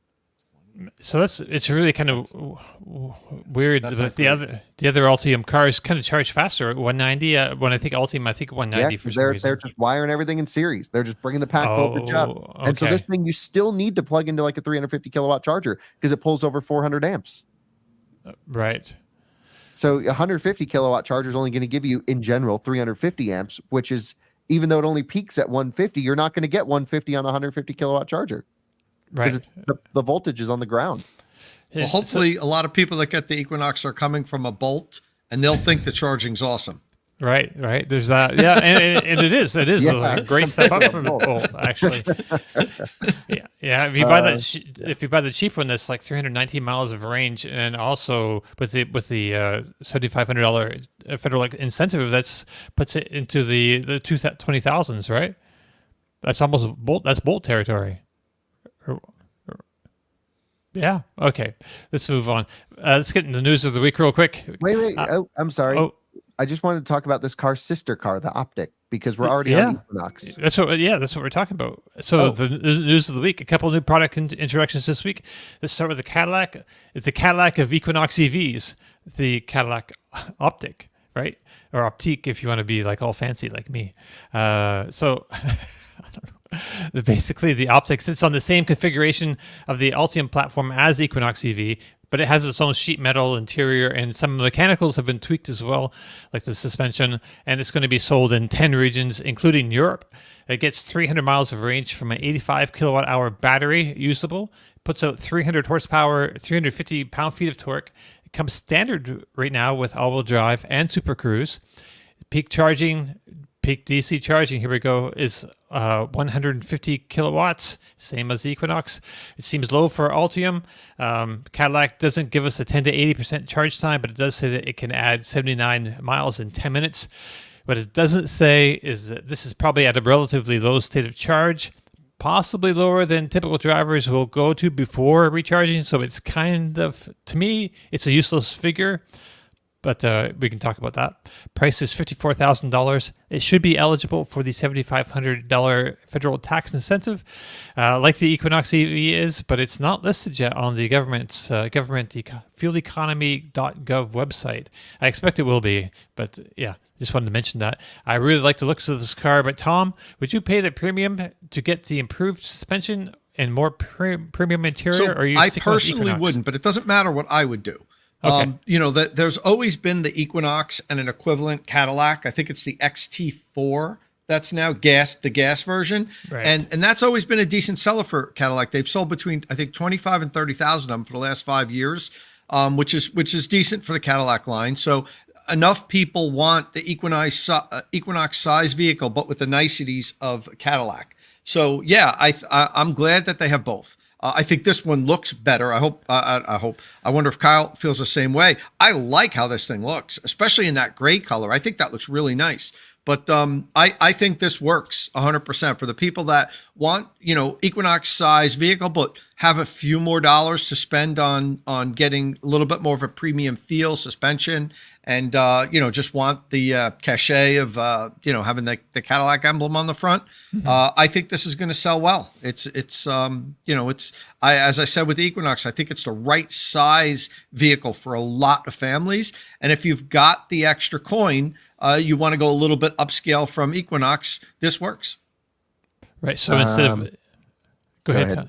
Go ahead. Well, I just wanted to bring this down to reality before we're all just like GM fanboy over here. And we must have like paid fanboy shills in the comments over here. I don't know what's going on. This is a car that costs I've been with this car in person. I have a video coming on it that we can post anytime, but literally no one cares about this car. So we're just holding the video until we have nothing else to post because everyone else's videos tanked on this. Right. This is a car. I spent time with the entire engineering team on it. I flew to LA just to spend time with this car, and I haven't really talked about it because maybe there's like 3 people and they're all in our comments who care. Jordan summed it up perfectly, and he said the optics are confusing. Young enthusiast as their target audience, but I can't think of a young enthusiast who wants it. Okay, that's step number 1. Mm-hmm. Step number 2 is this costs $3,000 more than a Model Y Performance and only has 288 horsepower. True, you can't buy it you're not buying it for the performance. Yeah, no. It's a different. So the enthusiast and it's front wheel primary axle, so no driving enthusiast is going to buy it. That's for sure. Right, and even the all-wheel drive. So you mentioned it's dual motor, but it's front biased. The front motor's got a permanent magnet motor on it. The rear motor is induction. It's like an e-assist motor in the rear, same as Equinox all-wheel drive. The tuning is different between the Cadillac and the Equinox, actually, which is kind of cool. But it's an air-cooled induction unit in the rear, mid 60 kilowatt output, something like that. And it's there just to get you unstuck and to give you a little bit more power. Right. It's not doing a whole lot of work back there. Oh, Jordan says they've added more horsepower since they told us about it. So maybe it's not as bad. So what's the horsepower now, Jordan? What's the final... They gave us like a half a sheet of paper with like very vague, 315 horsepower. Well, maybe they listened to us giving them so much crap. Or like, you got to dial this thing up. What are you doing? How is this even slightly competitive? And what's weird is, the power's fine. Most people are just, for a Cadillac, you're going to be 315 horsepower is pretty decent. Dominic, everyone buying this car is going to be 85 to 95. They don't need any more than 300 horsepower. And it's nice. Super Cruise sound system they told us it rips. We were in a very early one. I think it looks fine. Watch our video on it. We actually got pretty nerdy, went in depth. Suspension sounds pretty good as well, especially if going off Equinox as anything to compare to, because Equinox drove really well. So I'm expecting this to drive well. I just don't get the And now we have another. So we've had 300 horsepower, 289 horsepower, It's and 315 horsepower. It's 300 horsepower, 317 pound-feet of torque. So Those are the numbers off where the did site. Jordan get the 315 from? I don't know. He's in the high mountain air. I don't know. Yeah. Yeah. So in China, Nebula brings up a great point. Okay. This is a car built for China. Okay. That's I mean, I can see it doing pretty decently here, really. I mean, depending, not maybe amongst like super young people, not in their 20s, but mid 40s or later 40s, I could see later 40s being all about this. They're not really into the spiciness, but they want a pleasant environment, but don't need a huge honking thing. This I see this working for a lot of people, really. Absolutely. It's going to be just fine. And, the Equinox and, okay, so Jordan's got the 300. Cadillac told us 288 when we filmed the car. And I was just like, are you out of your minds? So they really hated having us there. That's for sure. They're probably, I don't know, they were not happy with us at all. The engineers were cool, though, because we were geeking out with them. And then we ran out of time to film it. So it's a terrible video. Anyway, but 300 horsepower is plenty, I think. 280 sound. It's nice to be over the three Dominic, mark. it's like, okay, it's just you have to look at the competitive segment what it's going up Sure, against, and it's not good. And the charging performance sucks, but it does have an 80 amp 19.2 kilowatt onboard charger as an option for like a 85 kilowatt hour battery pack. Yeah, for some reason they got the option for the 80 amp charging situation. Yeah, it would be 19.2 kilowatts. AC charging. Someone says you got to be kidding for China. No, like Cadillacs and Buicks actually sell like really well in China. Yeah, Buick's a little bit down more recently, actually, but I'm not sure what Cadillac's doing over there, but I know Buick's been a little bit. I think they need to really kind of kick it up a bit again. Maybe they rested on their laurels for a while because they had that brand cachet. Buick was known for that. That's why Buick they kept when GMC. Axed all those extra brands, Pontiac and Oldsmobile and all that. They kept Buick because of its China cachet, basically. But anyway, we should talk about another vehicle that dropped yesterday too. So last night, Jeep dropped its first all-electric vehicle for North America, the 2024 Jeep Wagoneer S. So Jeep already sells a Wagoneer and a Grand Wagoneer. But this one sits on a completely different platform, the STLA Large, a platform that Stellantis is going to use for a lot of their larger EV products. And it's more powerful than the other Wagoneers with 600 horsepower, 617 pound-feet of torque. It gets up to 60 miles an hour in 3.4 seconds, so it's quick. It's a tenth of a second quicker than the quickest previous Jeep, the Grand Cherokee Blackhawk. So it's powered by a 100 kilowatt hour, 400 volt battery pack that Jeep says is good for over 300 miles of range, 0 to 80% charging in 23 minutes, which is pretty decent. The launch edition comes with a 48 amp home charging unit or public charging credits through Stellantis' free to move charge program. The launch edition has an MSRP of $71,995. Which is quite a bit less than their Grand Wagoneer. That starts up in the 90s and goes up to 117,000 something. So this is like a lot more affordable than that Wagoneer, and it's also eligible for the federal $7,500 incentive. So that brings the base price down to $64,495. That seems pretty compelling for this level of performance and size of vehicle. Don't forget, this also gets the launch edition. It gets the Macintosh custom-tuned 1,200 watt 19 speaker system with a 12-inch subwoofer. That's kind of a hell yeah, brother. That's pretty awesome. So I don't know. What do you think people might cross-chop this with, Kyle? It doesn't seem like it has a lot of off-road focus, right? It's a Jeep, but I don't know. It still seems like a pretty sweet ride, though. Do we trust Stellantis to do electronics well? Yeah, well, they've got a lot of stuff in Europe. They've got, Stellantis brands in Europe, all kinds of EVs, but this is like the first like really big one. So, yeah, I don't know. Yeah, I don't know either. I just, I talked to some journalists who were invited to go film this car. We were not invited to go film it. Maybe we're too hard on them. I don't know. Or maybe they have no idea we exist because we literally haven't done anything with them in the US. Right. They said that they couldn't even tell them the peak charging rate. Oh, really? Yep. Oh damn! Well, they don't have it here in this information either. Yeah, they won't say. So maybe they're just not saying it for whatever reason. I don't know why they wouldn't say not it. going to be great. 400 volt system architecture. 0 to 80 in 23 minutes. That's good Yeah, for a 100 kilowatt hour battery. Yeah, so it's got to be spicy. I'll take that. Yeah. Okay. Yeah. For a 400 volt system architecture to be in the low 20 minutes is good. I hadn't heard that. So I'm not against it. I think I just don't like red interior. Yeah, me, I'm a little. But I'm judging the whole car based off of their launch specification. And I'm like, what type of people buy red interior? I'm like, these are not people I want to be friends with. I saw the Blazer here with a red interior, the Blazer EV with a red interior. I'm like, I don't know. Yeah. Yeah. But this looks pretty nice. Like if you look at the front What's the price of again? the dash, it's got like screens all across it. It's got a screen for the passengers, middle screen, of course the driver's screen. Looks all nice. What matters is what's on the screens, not how many screens they have. Right. But it does just have a lot of screen going on. I don't know. Right. Tom, you have any thoughts on the Wagoneer S? So this is the only part I've seen of this so far because I landed late last night. I didn't see it get dropped. Looks interesting. I'd like to double check those numbers. You said 0 to 80% in 23 minutes. I don't think that's going to be the case. With a 100 kilowatt hour battery pack, I mean, on a 400 volt system, I'd like to see that happen. I mean, it could happen, but I'd really like to see them pump, 80 plus kilowatt hours into it in 23 minutes. That would be something if they do. The 100 kilowatt hour battery pack over 300 miles of range.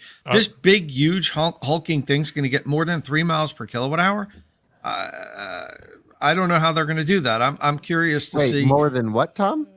Over 300 miles of range with a 100 kilowatt hour battery pack. So you're saying this thing's going to get over 3 miles per kilowatt hour? How are they going to do that? Well, it's huge. It's the most streamlined Jeep ever. 0.29. All right, let's see. I mean, I'm not saying they can't. It would just be. I'd be very surprised to see such a big. Is this as big as the other Wagoneer, as the gas Wagoneer? That thing's huge. But no, no, it's not. How big is the battery in the iX? Just over 100. iX is 111, I think, right? Yeah. Okay, and that did iX is much smaller than a Wagoneer. No, this is way smaller than the iX. And this is also smaller than the Wagoneer S. The Wagoneer S, or not the Wagoneers, but the Grand Wagoneer is like a 3-row, and this is a 2-row. As I said, I didn't read about this. This was the first one. Right. I thought this was the huge new, Grand Wagoneer size. Yeah. This is a smaller. Okay, so then it's possible. But this is, like I said, I landed late last night from a week in Sweden, and this is the only thing I've seen of it. I thought this was the big, giant, full-size one. So that's doable then. 300 miles if it's not the really big 7-seat monster Jeep that they do now, the Grand Wagoneer. I think it looks cool, but numbers wise, I'd still like to see how even the Wagoneer size, it's still a big. The CDAs can't be great on it. That's good if they can get 300 plus miles out of this. That's pretty good with only 100 kilowatt hour battery pack.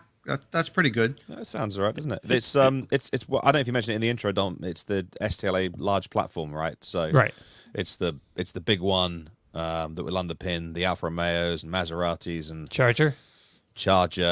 What else? I had a little. That's meant to peak at 270 kilowatts in terms of the pack technology on the SLA, because that architecture underpins so much of the Stellantis stuff that we'll get here in Europe and you'll get in the US as well. So in theory, it's the real deal, but we need to be more specific than that. So really quickly, I misspoke about the charging time. So I had a little typo. I did, but the 2 didn't. It didn't happen when I pressed it. It's 20 to 80% in 23 minutes, not 0. 20 to 80. Why? That's weird. Why it should be 10 to 80, right? Yeah. If it's on a good platform that's got decent charging, just give us 10 to 80. Whenever you see 20 to 80, you go, there's got to be a reason. They're hiding something. The same thing with X amount of miles in 10 minutes of charging. Whenever the companies say that, so 80 miles in 10 minutes of charging, it's like, yeah, okay. That means you're hiding something. Yeah. I unfortunately have to blast. I'm sorry. Okay, no problem. I think we're pretty much. As I was just saying, we could go on forever. I lost track. I gotta go. We went on forever. It's Yeah, we did. But Yeah, lots we all of- did, right, Kyle. a lot of viewers. Take Take care. care. Okay, see ya. Bye. Yeah. Yeah, like The- 700 watching the live stream this week, which is awesome. more for us. Like I say, it's obviously Darren's fan club. I know they're Sure, a, but come on back next week. Love to have you. they're just here for him. We got, so we get that's news every week. We got a good show every week. Can we do all of Tom's Cybertruck stuff next week? I don't want to miss out on that. The charge curve stuff. It's a good conversation to have. Yeah, we can Is set that up all right? there. I don't want to miss it. Is it anything else we want to say about the wagon? I didn't get to that news until very late myself, actually, Tom, last night, because I was working all day, and then I just a new truck just dropped. Oh, okay. I didn't even see it, to be honest with you. I was Right, tired. which- I was jet lagged yesterday, and Which is kind of weird, right? Like just like a Thursday evening, like no auto show. Just introduce your new vehicle. It seems like a weird timing and everything around that. It seems kind of like I don't know. I want like a bigger show, like some fanfare, some events, some fireworks, something. So any other news you guys want to mention this week? I have one little thing I just want to quickly touch on.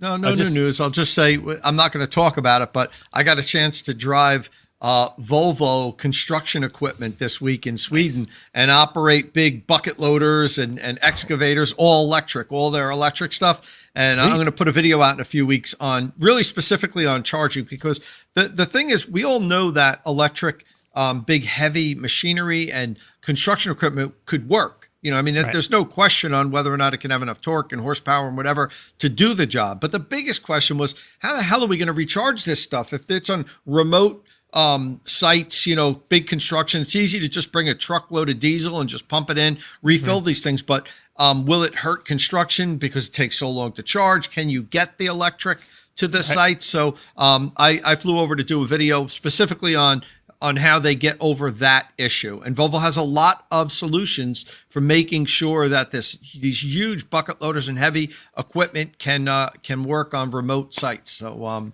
couple of weeks down the road, but I just want to at least tell everybody what I was doing this week. I was having fun digging, picking up boulders and stuff with electric construction equipment.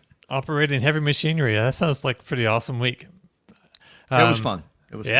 Yeah. So I just wanted to mention that I saw an article on Inside EVs that GM Supercharger Access Plan is still on schedule despite the Tesla's layoffs. So I don't necessarily completely believe that, but I do think so. They originally said spring of this year, and spring is not over officially until the 20th of June.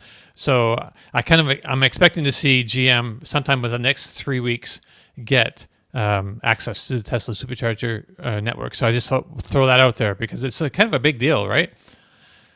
It's a pretty big deal. Yeah, it's huge. And I would rather they took more time and got it right than tried to rush it out and had a problem, because the last thing they need is bad PR. Yeah, but it should be interesting to see the effect of the Chevy Bolts on the Tesla Supercharger network.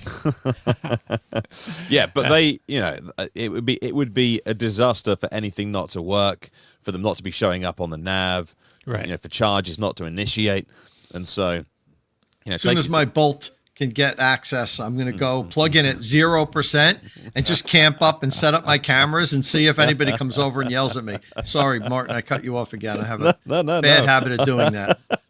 I want to see that happen. So yeah, I'll set up the cameras and just sit there with a lawn chair. Yeah, maybe go in disguise. I'll get one of those mirrors and sit out like this. little kiddie pool to put your feet in front of the Bolt. Yeah. You should do a video, and then with each shot, you could wear a fake beard that gets slightly longer, and then by the end of the video, like old man time with like a long fake beard on, like, hey, my car's full. We're all charged up. Gonna go home to my wife. Oh, she passed on last year. I didn't know that. We love our Bolts. It's like, we're only joking. We love our Bolts. Yeah, no, I do. I really love my Bolt. I do love your Bolt. It's not a great DC fast charging car, okay, but you know what? That's not everything to EVs. It's a part of it for sure, but plenty of people can own an EV for years and actually never have a need to use a DC fast charger. So it's okay. Yeah. Mark Longoria asked that Tom take the pizza oven when you do that. Oh yeah. I don't have anything to plug it into though. I can't. Of course. I can't charge. I can't power it from the Bolt. Maybe you can. Maybe the new one will have a. Oh, your Volt now. Oh, that's true. I'm thinking new Bolt for some reason down the road. No, my Bolt now. What's that called again, Tom? Your electric pizza oven? Oh, well, it's this little oven from the Columbia Inn, this local pizzeria, and they make these specific ovens for their pizzas, for their thin crust pizzas. So, and it's funny. Remember when I did it in the race to a whole bunch of people bought them. No way. Yeah. From the Columbia Inn even told me that. They're like, yeah, we had because I was telling them, they're like, yeah, we had a spike in sales one week of our ovens, and people were shipping them all over the place. Yeah, I think like 15 people of my followers that watched the video ordered it online. So that's pretty cool. It looked pretty cool. So, I know you told us before that story. It's a cool story. Yeah. Right on. All right. So I guess that brings us to the end of our show. If you have any questions or comments, please leave them below or get in touch with us on the social media platform of your choice.